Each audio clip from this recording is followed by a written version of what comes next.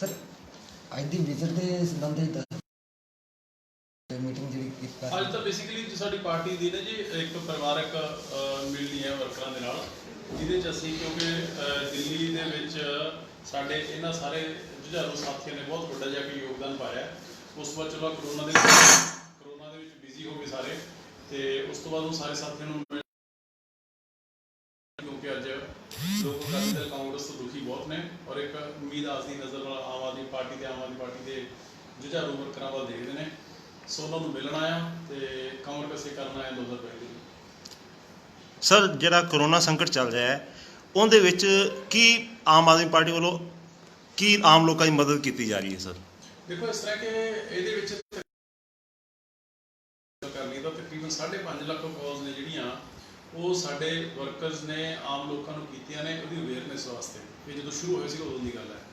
ਉਸ ਤੋਂ ਬਾਅਦ ਹਰੇਕ ਹਲਕੇ ਦੇ ਵਿੱਚ ਚਾਹੇ ਕੋਈ MLA ਹੈ, ਚਾਹੇ ਕੋਈ ਹਲਕਾ ਪ੍ਰਧਾਨ ਹੈ, ਚਾਹੇ ਕੋਈ ਜਿਹੜੇ ਸਾਡੇ ਵੈਸੇ ਵਰਕਰਸ ਵਲੰਟੀਅਰਸ ਨੇ, ਉਹਨਾਂ ਨੇ ਕਿਸੇ ਨੇ ਆਪਦੇ ਕੋਲੋਂ ਵਿਦਆਊਟ ਐਨੀ ਗਵਰਨਮੈਂਟ ਸਪੋਰਟ ਕਿਸੇ ਨੇ ਰਾਸ਼ਨ ਦੇਣ ਦੀ ਸੇਵਾ ਨਿਭਾਈ ਹੈ, ਕਿਸੇ ਨੇ PPE ਕਿੱਟਾਂ ਦੇਣ ਦੀ, ਕਿਸੇ ਨੇ ਮਾਸਕ ਦੇਣ ਦੀ, ਕਿਸੇ ਨੇ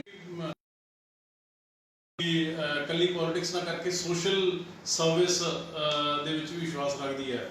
ਉਹ ਸਾਰਿਆਂ ਨੇ ਆਪਦੇ ਵੱਲੋਂ ਜਿਹਦਾ ਕਪੈਸਿਟੀ ਸੀਗੀ ਉਹਦੇ 'ਚ ਯੋਗਦਾਨ ਪਾਇਆ ਔਰ ਆਮ ਲੋਕਾਂ ਨੂੰ ਜਿੱਥੇ ਤਕਲੀਫ ਆ ਰਹੀ ਸੀ, ਦਿੱਕਤਾਂ ਆ ਰਹੀਆਂ ਸੀਗੀਆਂ, ਉਹਨਾਂ ਦੇ ਲਈ ਬ੍ਰਿਜ ਬਣਨ ਦਾ ਕੰਮ ਕੀਤਾ ਲੋਕਾਂ ਔਰ ਸਰਕਾਰ ਦੇ ਵਿਚਾਲੇ। ਸੋ ਬਹੁਤ ਥਾਵਾਂ ਦੇ ਉੱਪਰ ਇਸ ਤਰ੍ਹਾਂ ਦੀਆਂ ਪ੍ਰੋਬਲਮ ਆਈਆਂ ਤੇ ਜਿਹਨਾਂ ਨੂੰ ਐਡਰੈਸ ਕੀਤਾ ਆਮ ਆਦਮੀ ਪਾਰਟੀ ਨੇ। ਸਰ ਤੁਸੀਂ ਸਰਕਾਰ ਦੀ ਗੱਲ ਕਰ ਰਹੇ ਹੋ, ਸਰਕਾਰ ਉਹਨਾਂ ਉਮੀਦਾਂ ਦੇ ਪੂਰਾ ਲੈ ਰਹੀ ਹੈ ਜੋ ਇਸ ਟਾਈਮ ਲੋਕਾਂ ਨੂੰ ਸਰਕਾਰ ਦੀ ਜ਼ਰੂਰਤ ਹੈ ਤੇ ਪੂਰਾ ਲੈ ਰਹੀ ਹੈ? ਸਰਕਾਰ ਤਾਂ ਜੀ ਦੇਖੋ, ਸਰਕਾਰ ਤਾਂ ਆਪ ਲਗਜ਼ਰੀ ਕੁਆਰੰਟਾਈਨ ਦੇ ਵਿੱਚ ਹੈ ਪਿਛਲੇ 3 ਮਹੀਨਿਆਂ ਤੋਂ। ਕੈਪਟਨ ਅਮਰਿੰਦਰ ਸਿੰਘ ਜੀ ਆਪ ਵੈਸੇ ਕਿ ਪਹਿਲੇ ਹੀ ਨਹੀਂ ਨਿਕਲਦੇ ਸੀਗੇ, ਹੁਣ ਤਾਂ ਉਹ ਸਟੇ ਹੋਮ ਸਟੇ ਸੇਫ ਦੇ ਨਾਅਰੇ ਦੇ ਨਾਲ ਉਹ ਖੁਦ ਆਪ ਹੀ ਆਪਦਾ ਜਿਹੜਾ ਲਗਜ਼ਰੀ ਫਾਰਮ ਹਾਊਸ ਹੈ ਉਹਦੇ ਵਿੱਚ ਨੇ। ਉਹ ਤਾਂ ਆਮ ਲੋਕਾਂ ਨੂੰ ਤਾਂ ਕਿੱਥੇ ਮਿਲਦੇ ਨੇ, ਤਾਂ ਆਪਦੇ MLA ਮੰਤਰੀਆਂ ਨੂੰ ਮਿਲਦੇ ਹੈਗੇ। ਤੇ ਜਦੋਂ ਪੋਲੀਟੀਕਲ ਪਰਸਨੈਲਿਟੀ ਜਦੋਂ ਮਿਲੇ ਨਾ ਲੋਕਾਂ ਨੂੰ ਤੇ ਫਿਰ ਉਮੀਦਾਂ ਤੇ ਪੂਰਾ ਕਿਵੇਂ ਉਤਰ ਸਕਦੀ ਹੈ। ਸੋ ਹਰੇਕ ਪੱਖੋਂ ਜੋ ਕੈਪਟਨ ਅਮਰਿੰਦਰ ਸਿੰਘ ਜੀ ਨੇ ਆਪਣੇ ਮੈਨੀਫੈਸਟੋ 'ਚ ਵਾਅਦੇ ਕੀਤੇ ਸੀਗੇ, he has miserably failed in everything. Sir ਕੇਂਦਰ ਵੱਲੋਂ ਕਿਸਾਨਾਂ ਦੇ ਲਈ ਜਿਹੜਾ ਆਰਡੀਨੈਂਸ ਲਿਆ ਜਾ ਰਿਹਾ, ਕਾਨੂੰਨ ਬਣਾਇਆ ਜਾ ਰਿਹਾ, ਉਹਨੂੰ ਕਿਸ ਨਜ਼ਰੀਏ ਨਾਲ ਆਪ ਦੇਖਦੀ ਹੈ? ਤੇ ਦੇਖੋ ਇਸ ਤਰ੍ਹਾਂ ਹੈ ਕਿ ਉਹ ਜਿਵੇਂ ਕਹਿੰਦੇ ਨੇ ਕਿ ਹਾਥੀ ਕੇ दांत खाने के और दिखाने के और BJP ਔਰ ਅਕਾਲੀ ਦਲ ਦੀ NDA ਗਵਰਨਮੈਂਟ ਹੈ ਜਿਹੜੀ, ਉਹ ਲੋਕਾਂ ਨੂੰ ਕਿਸਾਨਾਂ ਨੂੰ ਕਹਿ ਤਾਂ ਇਹ ਰਹੀ ਹੈ ਕਿ ਪਰ ਅਲਟੀਮੇਟਲੀ ਇਹਦੇ ਨਾਲ ਕਿਸਾਨੀ ਹੈ ਜਿਹੜੀ ਉਹਨੂੰ ਖਤਮ ਕੀਤਾ ਜਾ ਰਿਹਾ ਹੈ। 2022 ਤੱਕ ਮੋਦੀ ਸਾਹਿਬ ਨੇ ਕਿਸਾਨਾਂ ਦੀ ਇਨਕਮ ਡਬਲ ਕਰਨ ਦੀ ਗੱਲ ਕੀਤੀ ਸੀਗੀ ਤੇ ਹੁਣ ਇਹਨਾਂ ਦੇ ਨਾਲ ਜਿਹੜੀ MSP ਹੈ, MSP ਦੀ ਪਰਚੇਜ਼ ਹੈ ਜਿਹੜੀ, ਉਹ ਵੀ ਇਹਨਾਂ ਨੇ ਬੰਦ ਕਰ ਦੇਣੀ ਹੈ ਐਸ ਪਰ ਸ਼ਾਂਤਾ ਕੁਮਾਰ ਰਿਕਮੈਂਡ। ਤੇ ਜੋ ਸਰਕਾਰ ਨਹੀਂ ਖਰੀਦੇਗੀ ਉਹ ultimately by the end of the day ਉਹ ਚਲੇ ਜਾਣਾ ਸਾਰਾ ਜਿਹੜੇ ਕਾਰਪੋਰੇਟਸ ਨੇ, ਅੰਬਾਨੀ ਜਿਹੜਾ ਨੇ, ਉਹਨਾਂ ਦੇ ਹੱਥਾਂ ਦੇ ਵਿੱਚ। ਹੋ ਸਕਦਾ ਸਾਲ 2 ਸਾਲ ਉਹ ਉਹਨਾਂ ਨੂੰ ਸਰਕਾਰ ਨਾਲੋਂ MSP ਨਾਲੋਂ 100,000 ਰੁਪਏ ਵੱਧ ਦੇ ਦੇਣਾ, ਪਰ ਜਦੋਂ ਸਰਕਾਰ ਵਿਡਰਾਅ ਕਰ ਗਈ ਤੇ ਫਿਰ ਸਾਰੀ ਉਮਰ ਕਿਸਾਨਾਂ ਦੀ ਐਕਸਪਲੋਇਟੇਸ਼ਨ ਹੀ ਹੋਣੀ ਹੈ, ਜਿਹਦੀ ਵਜ੍ਹਾ ਕਰਕੇ ਹੁਣ ਕਹਿੰਦੇ ਕਿ 1 ਨੇਸ਼ਨ 1 ਮਾਰਕੀਟ। ਹੁਣ ਪੰਜਾਬ ਦੇ ਵਿੱਚ ਕੀ ਪੂਰੇ ਮੁਲਕ ਦੇ ਵਿੱਚ 86% ਕਿਸਾਨ ਨੇ ਜਿਹੜੇ, ਉਹਨਾਂ ਦੀ ਲੈਂਡ ਹੋਲਡਿੰਗ ਉਹ 5 ਏਕੜ ਤੋਂ ਘੱਟ ਹੈ।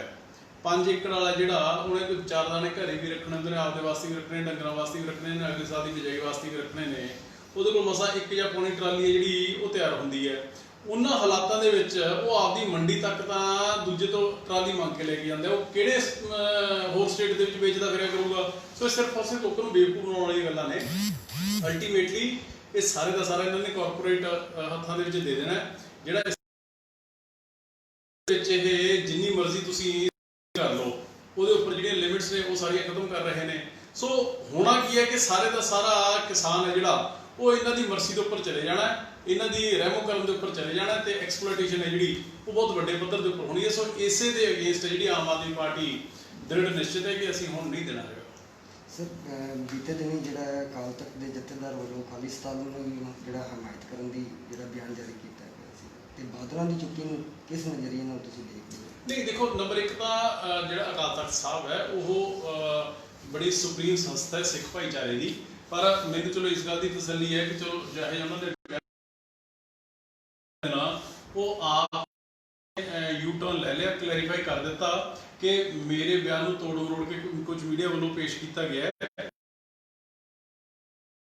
ਸਿੱਖ ਨੌਜਵਾਨ ਨੇ ਉਹਨਾਂ ਨੂੰ ਕਿਸੇ ਨੂੰ ਭੜਕਾਉਣ ਦਾ ਸਾਡਾ ਮਕਸਦ ਨਹੀਂ ਸੀਗਾ।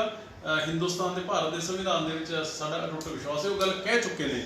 ਸੋ ਉਹਨਾਂ ਦੇ ਕਹਿਣ ਤੋਂ ਬਾਅਦ ਮੇਰੇ ਕੁਝ ਕਹਿਣ ਦਾ ਮਕਸਦ ਹੀ ਰਹਿ ਜਾਂਦਾ। ਹਾਂ, ਇੰਨਾ ਜ਼ਰੂਰ ਹੈ ਕਿ ਬਾਦਲ ਪਰਿਵਾਰ ਹੈ ਜਿਹੜਾ, ਉਹ ਅਕਾਲੀ ਦਲ ਹੈ ਜਿਹੜਾ, ਉਹ ਇਸ ਤਰ੍ਹਾਂ ਦੀ ਕਿਤੇ ਨਾ ਕਿਤੇ ਗਾਹੇ ਬਗਾਹੇ ਉਹ ਚਿੰਗਾਰੀ ਸਿੱਟ ਕੇ ਉਹ ਆਪਦਾ ਸਿਆਸੀ ਮਕਸਦ ਹੈ ਜਿਹੜਾ ਉਹ ਜ਼ਰੂਰ ਪੂਰਾ ਕਰਨ ਦੀ ਕੋਸ਼ਿਸ਼ ਕਰਦੇ ਨੇ।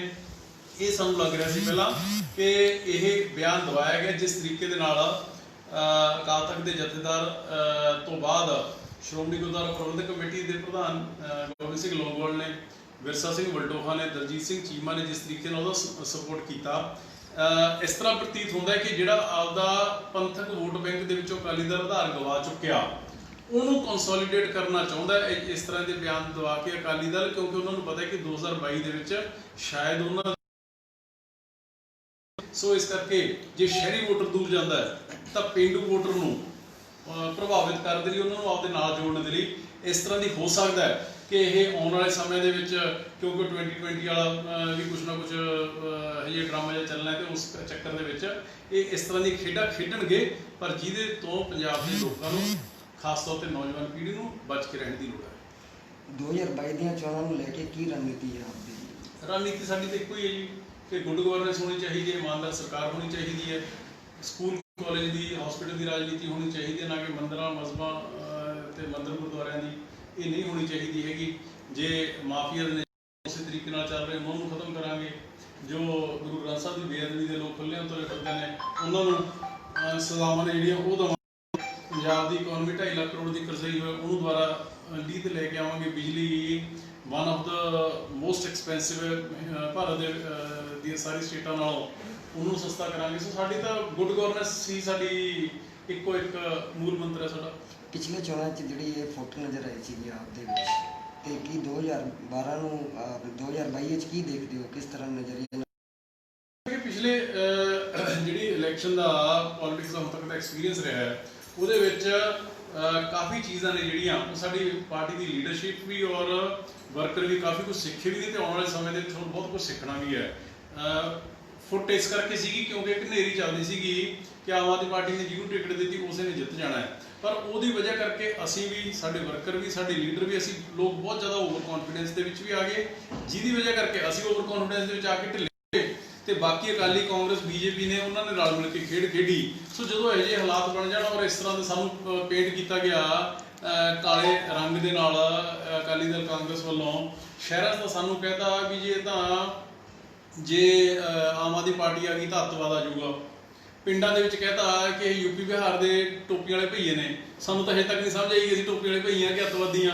ਸੋ ਲੋਕਾਂ ਨੂੰ ਬੇਵਕੂਫ ਜ਼ਰੂਰ ਬਣਾਤਾ ਇਹਨਾਂ ਨੇ। ਸੋ ਇਸ ਕਰਕੇ ਔਰ ਫਿਰ ਸਭ ਤੋਂ ਜੋ ਮੋਡ ਬੌਂਬ ਬਲਾਸਟ ਹੋਇਆ, ਸਾਰਿਆਂ ਨੇ ਕੋਠੇ ਤੇ ਚੜ੍ਹ ਕੇ ਕਿਹਾ ਕਿ ਜੇ ਆਮ ਆਦਮੀ ਪਾਰਟੀ ਇਹਦੇ ਲਈ ਜ਼ਿੰਮੇਵਾਰ ਹੈ। 3.5 ਸਾਲ ਹੋ ਗਏ ਅਜੇ ਤੱਕ ਮੋਡ ਬੌਂਬ ਬਲਾਸਟ ਦੀ ਕੀੜੀ ਦੀ ਚਾਲ ਵੀ, ਉਹਦੀ ਪ੍ਰੋਗਰੈਸ ਹੈ ਉਹ ਨਹੀਂ ਕਰ ਪਾ ਰਹੀ ਹੈਗੀ ਸਰਕਾਰ। ਸੋ ਇਸ ਕਰਕੇ ਆਲ ਸੈਡ ਐਂਡ ਡਨ ਅਸੀਂ ਵੀ ਇਹਨਾਂ ਚੀਜ਼ਾਂ ਤੋਂ, ਇਹਨਾਂ ਸਮਿਆਂ ਦੇ ਵਿੱਚ ਬਹੁਤ ਕੁਝ ਸਿੱਖਿਆ। ਪੰਜਾਬ ਦੇ ਲੋਕ ਵੀ ਸਮਝ ਚੁੱਕੇ ਨੇ, ਪਿਛਲੀ ਕਮੀਆਂ ਨੂੰ ਸਮਝ ਚੁੱਕੇ ਹੋ, ਉਹਨਾਂ ਨੂੰ ਦੂਰ ਕਰਨ ਦੀ ਕੋਸ਼ਿਸ਼ ਕੀਤੀ ਜਾਏਗੀ। ਓਬਵੀਅਸਲੀ ਉਹਦਾ ਸਿਆਣਾ ਤਾਂ ਉਹੀ ਹੁੰਦਾ ਜਿਹੜਾ ਆਪਦੀਆਂ ਗਲਤੀਆਂ ਤੋਂ ਛੱਡੇ ਦੂਜਿਆਂ ਦੀ ਗਲਤੀਆਂ ਤੋਂ ਵੀ ਸਿੱਖ ਲੇ।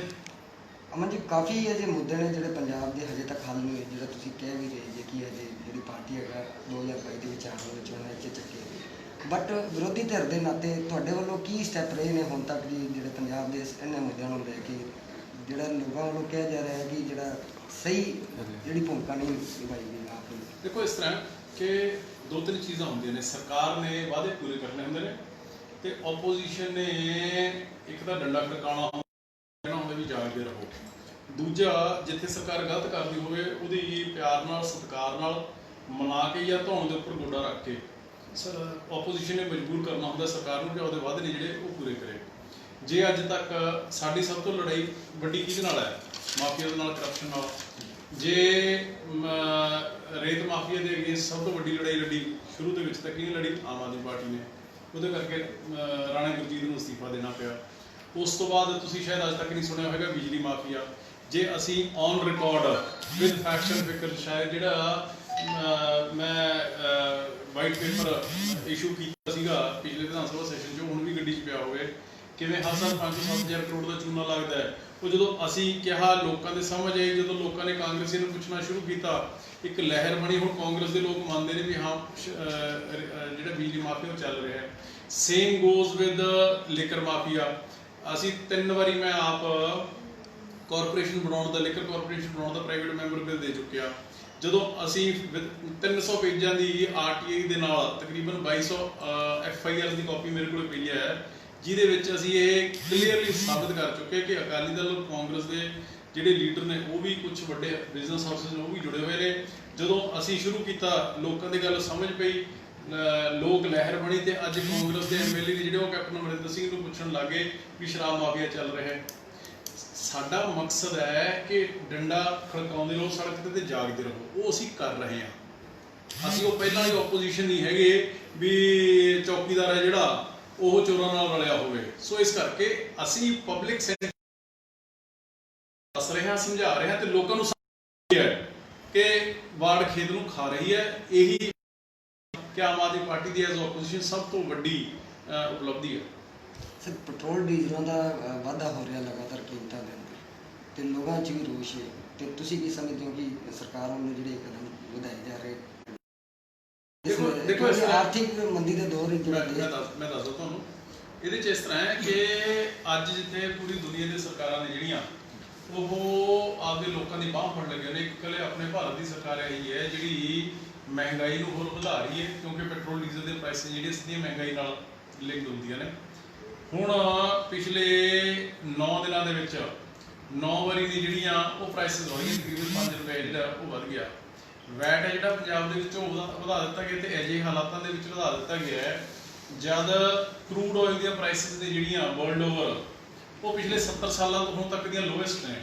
ਬਲਕਿ 21 ਅਪ੍ਰੈਲ ਨੂੰ ਤਾਂ ਅਮਰੀਕਾ ਦੇ ਵਿੱਚ ਜਿਹੜੀ ਕਰੂਡ ਆਇਲ ਦੇ ਪ੍ਰਾਈਸਿਸ ਸੀ ਉਹ ਇੰਨੀਆਂ ਗਿਰ ਚੁੱਕੀਆਂ ਸੀਗੀਆਂ ਕਿ ਕੰਪਨੀਆਂ ਪੈਸੇ ਦੇ ਰਹੀਆਂ ਸੀਗੀਆਂ ਬਾਇਰਸ ਨੂੰ ਕਿ ਤੁਸੀਂ ਤੇਲ ਚੱਕ ਕੇ ਲੈ ਜਾਓ, ਪੈਸੇ ਦੇ ਰਹੀਆਂ ਸੀ ਤੇਲ ਚਕਵਾਉਣ ਦੇ ਲਈ।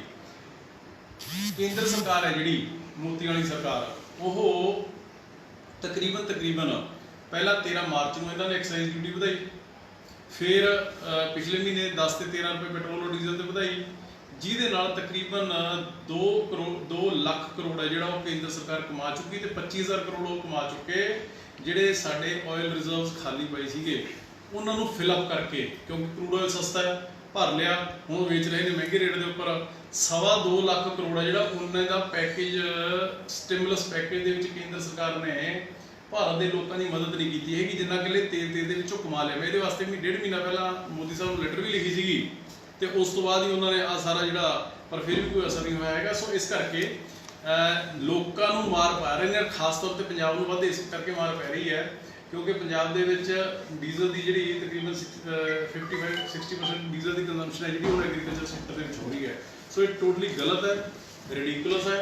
ਜਿੱਥੇ ਲੋਕਾਂ ਦੀ ਬਾਂਹ ਫੜਨ ਦੀ ਲੋੜ ਸੀਗੀ ਉੱਥੇ ਲੋਕਾਂ ਨੂੰ ਮਾਰਿਆ ਜਾ ਰਿਹਾ, ਉਹਨਾਂ ਦੇ ਫਾਲਤੂ ਬੋਝ ਜਿਹੜਾ ਪਾਇਆ ਜਾ ਰਿਹਾ ਹੈ, ਜਿਹਦੇ ਆਮ ਆਦਮੀ ਪਾਰਟੀ ਸਖਤ ਵਿਰੋਧ ਕਰਦੀ ਹੈ, ਨਿੰਦਾ ਕਰਦੀ ਹੈ। Thank you sir.